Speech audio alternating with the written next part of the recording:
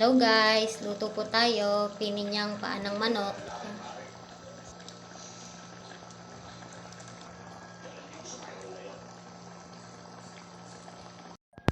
Lalagyan ko po ng tubig at papalambutin ko po.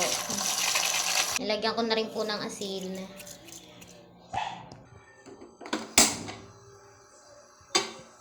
Palambutin muna natin.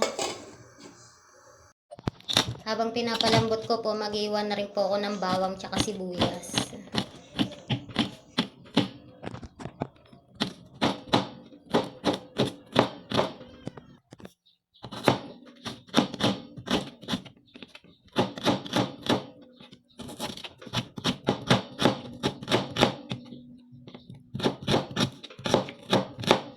Yan po, malambot na.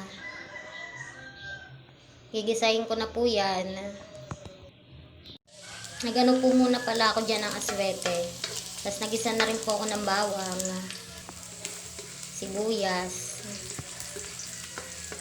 Gisa lang po natin.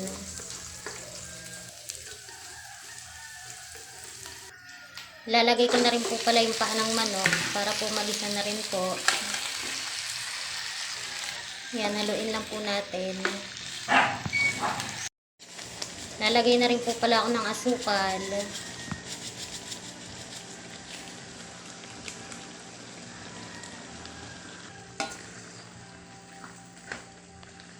Malambot na po yan. Natatanggal na po yung laman sa buto.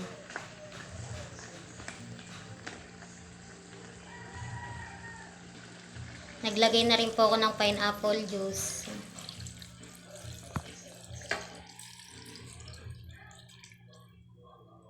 Pakuluin lang po natin.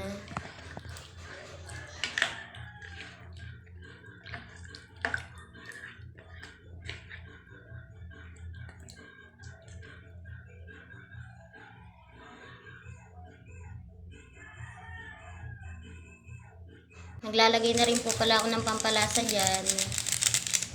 Yan po, naglagay na rin po ako paminta. Nalagyan ko na rin po pala yan ng asin. Haluin ko lang po. Papakuluin ko pa po.